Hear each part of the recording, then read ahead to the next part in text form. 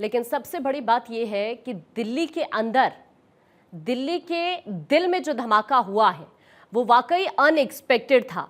कड़ी सुरक्षा व्यवस्था के बीच कैसे धमाका हो गया और क्या वाकई कोई बड़ी साजिश है क्या? इस तरह की बहुत सारी चीजें हैं, क्योंकि महज 40 किलोमीटर की दूरी पर फरीदाबाद में आप देखते हैं कि 2900 किलो का आरडीएक्स मिलना, बहुत सारी ऐसी चीजें हैं जो अभी बहुत ज्यादा उलझी हुई हैं। फिर पुलवामा से कनेक्शन होता है, फिर ये जो कार का मालिक है इसको लेकर सवाल उठने लगे हैं। कई सारी ऐसी चीजें हैं जो अभी उलझी हुई हैं। इंदर, आप ही के पास आते हुए, इंदर, अभी शवों की पहचान को लेकर कोई जानकारी मिल पाई? क्योंकि सुबह तक खबर ये थी कि 2 शवों की तो पहचान हो गई है, बाकियों को लेकर कोई अपडेट है क्या अभी?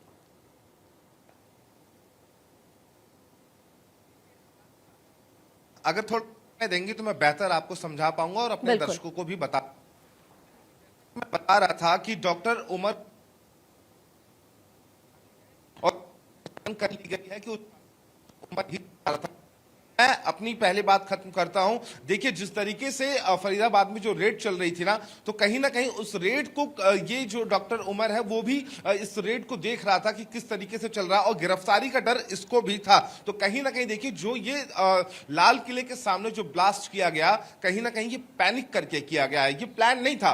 हो सकता है कि ये कहीं और लेकर, इस गाड़ी को लेकर जाना हो, किसी और एरिया को टारगेट करना होगा। और लेकिन जब उसने देखा डॉक्टर उमर ने कि फरीदाबाद में मल्टीपल रेड्स चल रही हैं, जितना अमोनियम नाइट्रेट इन लोगों ने छुपा कर रखा हुआ था, एजेंसीज ने उस सारा का सारा बरामद कर लिया। तो हो सकता है ये ब्लास्ट पैनिक में किया हो। लेकिन देखिए, अब आते हैं एलएनजेपी की बात। रात भर एलएनजेपी अस्पताल के बाहर जो मृतक हैं, उनके जो परिजन थे, उनका तांता लगा रहा। जो घायल हैं उनके परिजन जो है, उनके लोग भी वहां पर अब पहुंच रहे थे अपनों का हाल जानने के लिए। गृह मंत्री अमित शाह खुद वहां पर पहुंचे थे। देखिए, फिलहाल जो शिनाख्त है वो अब तक 3 शव की हो पाई है, बाकी शवों की नहीं हो पाई है, क्योंकि देखिए जो शव है वो काफी ज्यादा जल चुके हैं। तो ऐसे में शिनाख्त करने में भी काफी दिक्कत और परेशानी आ रही है। और कुछ बॉडीज तो ऐसी हैं, एक बार मैं तस्वीरें अपने विजय से कहूंगा आपको दिखा दे। देखिए, जो ब्लास्ट है वो जहां पर ये आपको व्हाइट टेंट दिखाई दे रहा है, इस जगह पर ब्लास्ट हुआ था।